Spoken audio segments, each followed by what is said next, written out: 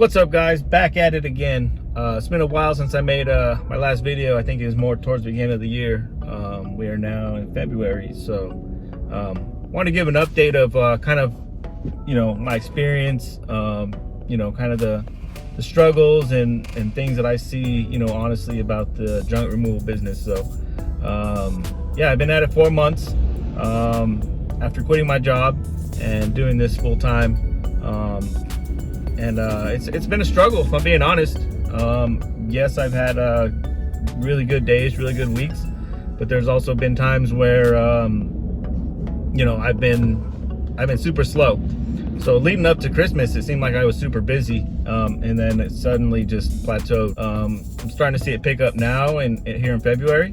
And once again, this is Arizona, so my thought was people like to get stuff done when it's a little bit cooler outside versus the summertime. So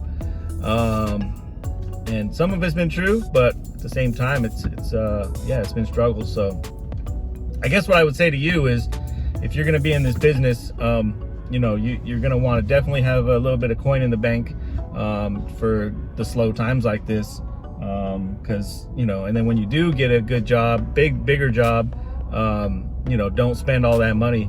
Put some of that money away, because there's going to be times where you're going to need it. So I think that's been a struggle. I know some new people or people thinking about getting into the business have been asking about how do we get leads, and I would say Angie's List.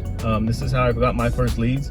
It's a catch-22 with Angie's List. Yes, you will get the work. It's a good way to promote, get your name out there and stuff, versus stalking social media all day, which is something that most people do, including myself. But yeah, I went to Angie's List. I guess what I didn't realize with Angie's List, you have to pay per lead, whether you get the job or not. They take your credit card, they put it on file, you get the leads on your phone. It's always a race to get to the leads. Who's going to be doing them first, you or some other guy in the same industry that can do the same thing. So I mean, you have to be the first one to be on it, and if you're not, most of the time, if you don't see it till 10-15 minutes later and you call, someone else has already called and scheduled a job. So I would literally drop everything until once I saw the lead come through, and call that customer right away, just so we could get a job lined up. It's kind of a rip-off in a way, but it's also promoting yourself, promoting your business. You're gonna want to go to those jobs, big, small, you're paying for them. So even if it's a cheap job, best way to go about that is to get business cards and hand those out to every single person you help. And then also, if you haven't set up your Google My Business on Google, usually every single person that I help, I usually tell them, hey, would you mind leaving me a review on Google? I'll usually text it to them, my link, and then you can start getting Google customers through Angie's List. So it's kind of double dipping, triple dipping maybe, if you're self-promoting yourself, giving cards out, because the next time they need something, they're going to go to you directly versus going to Angie's List. Either way, you're gonna have to pay something to promote yourself. You're gonna have to make, some people make door hangers. I know me personally, I just made a bunch of business cards, got those through Vistaprint for wasn't very much money, 50-60 bucks I think it was. And so in my free time, I scout the neighborhoods that are for sale, homes that are for sale, put my card on their door, and then if they need junk removed, they can give me a call. So if you're thinking about doing this business, I would say to you that we have to understand that success does not happen overnight. This is going to take time to grow and build, and 1 year from now, all these jobs, if you do a good job for them, these people are going to remember you and use you the next time you have they have work that needs to be done. So it's definitely a lot of work, even weekends. So most of the time I find myself working quite a bit of weekends, and then during the week sometimes I don't have nothing. So it's like you're trading your weekends. You still get a couple days off, but you're really trading days for days. Have a couple days off during the week, have to work the weekend or something like that. But yeah, that's kind of been my experience with it. I have not set up, so I guess where I live here in Arizona, you have to have a business license to do, business in the city. So in order to do that, there's TPT taxes that you have to fill out. It kind of gives, goes over what you do, how they tax you as a business, and then you have to make sure that you're keeping track of your financials, because tax time rolls around. You're gonna be needing receipts for fuel, receipts, dump slips, and stuff like that. And then your business as an LLC, if that's what you did, is going to be taxed that way, or a certain way because of how you signed up. So I know some people ask about business insurance. I would recommend it. I know right out the gate, there's a lot of expense anyways, whether you have to get a truck, trailer,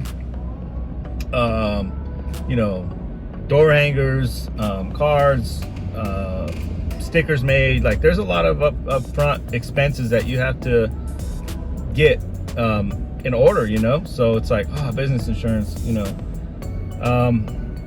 so I've had partnered with some people who actually require it. If you go in, mess something up, you're moving a couch out, you damage their wall, you damage something, people want that assurance that yes, you're just doing junk removal, but at the same time, you're able to have insurance and be legit, and things could get covered. People feel a sense of security, not only for them, but for you as well, because there's times where if I mess something up, I'm screwed. This is going to come out directly out of my pocket, or whatever the case may be. So yes, it's a good idea to have insurance. I highly recommend it.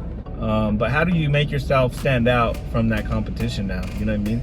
And how do you grow? What are you doing to grow yourself from that, and stand out from the rest of the people?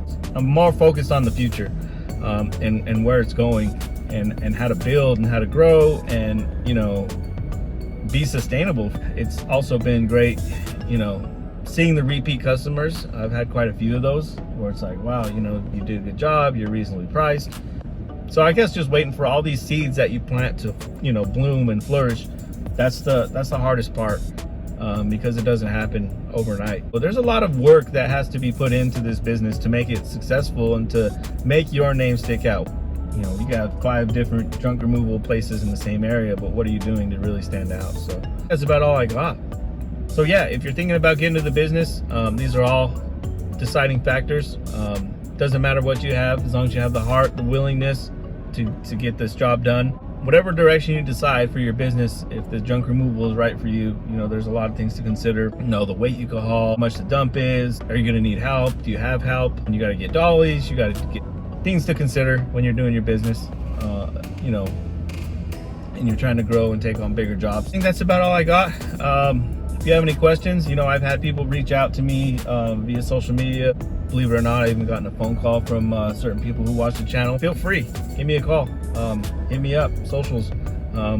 Glad to share any experience that I can with you. Let's grow something as a team, and kind of feed off each other and get these different ideas.